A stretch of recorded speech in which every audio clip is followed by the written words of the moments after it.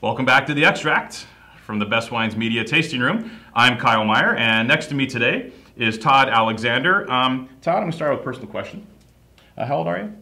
I'm 36. Jesus Christ. 37 in a month, so... This guy, so this guy has about a good 30 years to rule the wine world, and he's already got a hell of a head start. Welcome, Todd. Thanks for having me. Yeah, this is pretty awesome with you in the seat next to me here. The label in front of us is Force Majeure, and this is the winemaker du jour at Force Majeure, Todd. And you just jumped on in 2014. Yeah, that's right. Is that the deal? Yeah. I just came on with Force Majeure last year, about 10 months ago, actually. So I moved up there from Napa. You moved up there from Napa? Yes. And you had a pretty good day job in Napa. I had a good day job, yeah. So, yeah, I was the winemaker at Bryant Family Vineyard for the 12 and 13 vintages, and assistant winemaker for a couple of years before that. Worked with Helen Keplinger. Yeah. I worked previously, before that I was with Cade and Plump Jack, Tony Biaggi and his team. Started winemaking and he was like 9. Yeah. I got in the wine business when I was like 9. He started winemaking at 9. You'll have to have proof of your age. Proof? Feel these bristles. And I just shaved this morning, too. Okay, here's a question for you. What made you roll out of that kind of gig? You know what I mean? Like, and you don't have to get personal or anything, but just, you know, like, it seems, on paper, it seems like a dream gig in Napa, one of the greatest wineries. And all of a sudden you get the phone call, or what happened, I don't know, but boom, you are in Red Mountain. I've been to Red Mountain. It's a pretty quiet spot. Yeah, it is. It was a great privilege and honor to be the winemaker at Bryant Family, and I learned a lot of great skills and techniques, worked with some of the greatest minds in the wine world, David Abreu, Michel Rolland. But for me, I wanted to be part of something that was maybe a little bit more foundational and not so established and already kind of set up and just, it's a machine, you know, right, Bryant is, a place like that. So, Force Majeure, I was introduced to the owner by some mutual friends, and we started talking. I already knew about the wines, I knew the program, the track record was really good, and I knew they had their own vineyard, so I knew they were looking for a new estate winemaker and someone to kind of re-strategize and redirect the brand and take it to the next level.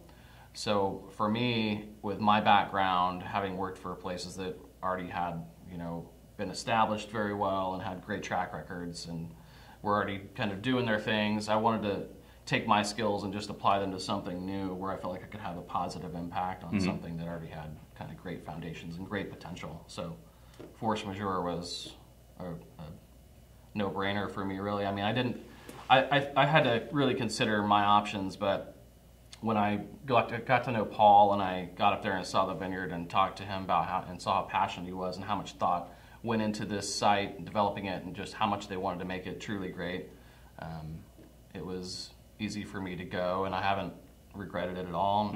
It's like full speed ahead. Well, you know, I mean, obviously you knew something that a lot of people didn't know. And the thing is, you know, Red Mountain is not an area that's on everyone's lips at the moment, although some of Washington's greatest wines come from this area, but sometimes they're not necessarily labeled as such.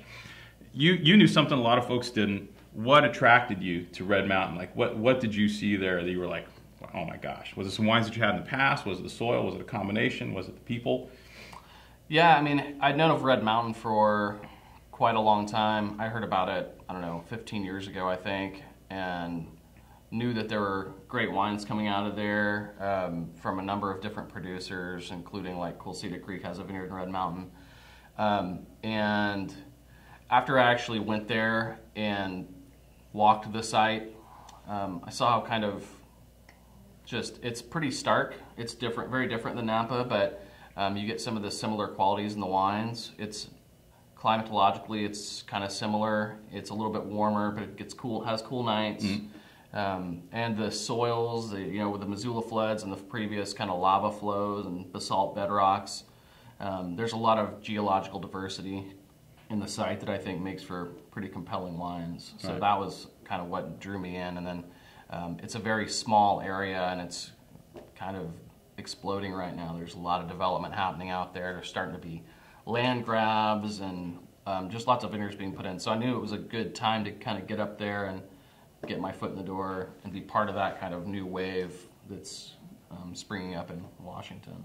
With that geologic diversity, it allows you to do something a little more than just like Cabernet. Right. Right? Yeah. Especially for this particular site. So the Force Majeure vineyard is a hillside. It's quite steep. It changes in elevation about 350 feet from top to bottom.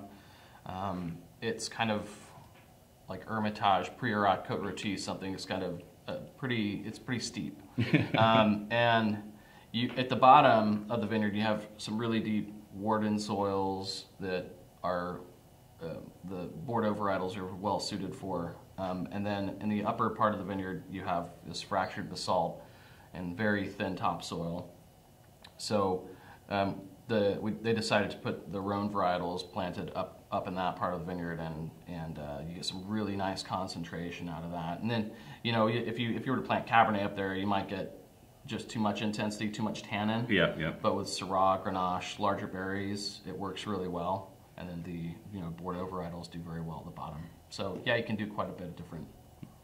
Were you tasting some of this stuff out of the barrel before you took the gig, so you can kind of see what it did? Yeah, I tasted. Man, the tannins are so seamless and everything for such young vine material. Yeah, this is fifth leaf fruit here, and yeah, just nicely balanced. You see, there's really nice natural acidity. This wasn't acidulated, and real fresh. Even though it's a warm place, you still get nice freshness. But it's not just fruity. It's very complex. There's like pipe tobacco, there's spices, and you do have a nice fruity component, but it's also about mouthfeel, fine tannins, but good integration, really nice acid, and long finish. And you're making the wine. You're making the wines in Woodinville? We are, yeah. So Dick Boucher is our vineyard manager, and he's been growing grapes. Legend. Yeah, he's been out there for about 30 years, and he's boots on the ground. I'm out in the vineyard a lot, and especially this year we're planting out 10 more acres, so it's a very busy time for us. But yeah, we have our own truck the fruit back over to Woodinville. When it's time to pick in the morning when it's nice and cold out, and then have the production facility in Woodinville. And we have concrete fermenters, some stainless fermenters, and we do some oak as well. So a lot of diversity there. Cabernet's smoking today. Dude, this wine's smoking. Yeah. Again, yeah, I think that this Cabernet has really nice red and blue fruit. Again, really nice acid. It's not flabby. It's rich. It's got a lot of tannin, but they're fine tannins. And I think, over time, this is going to lay down really nicely. You can drink it now. It does really well with a decant, typically. 30, 40 minutes at least at this stage. You're gonna roll in this. You're gonna roll in this style moving forward, or you're gonna put your little stamp on it, or I'll probably changes. Or... I have my own kind of techniques, my own style, my own preferences. It wouldn't be like a night and day kind of thing, but subtle changes maybe, and also the wines will change a little bit as the vines get more mature and the fruit, the character of the fruit changes a little bit. You get some just different tannin components and tannin structure, and you get some just nice, more complexity, more richness, more density as those vines get a little bit older. Get a little bit older. Yeah, they're still really young, and this is like fifth leaf fruit. So you living on this side of the mountains? You living on this side of the mountains right now? I live in Seattle actually. I'm in the Seattle area, and then the winery is close by to where I live, and then it takes me a couple hours to get to Red Mountain, but it's totally fine. It's not a problem. Yeah. See, I'm going to work. What part of Washington you going to be in today? Yeah, it's just that's kind of how it is. I mean, over there, people are driving around a lot. You know, the Tri-Cities area is it's out there, and it's kind of a little more desolate. And I kind of like to eat. I like restaurants. There's a great restaurant scene in Seattle, so I'm over there, hitting that up quite a bit. Well, congratulations, man. This looks like. Your timing was impeccable, sir. Thanks. Yeah. This is a wicked cool project. I can't wait to taste your gears. It's rolling out. This is very exciting. Thank you. Yeah, I think the best is yet to come. We got a great foundation laid here, but we're still looking to take it to the next level and just continue trying to make some of the best wines that can be made anywhere. You know, that's the goal. Great vineyards, nice people, and a guy that's made a decent bottle of wine or two in his illustrious, short, yet brilliant career. I hope my career is a bit longer, continues on for a while. Hope it's not just short. I think you'll be all right. I think you'll be all right. Todd, thanks for coming in, Thanks man. so much. Yeah, cheers. Cheers. All right. Thanks for having me.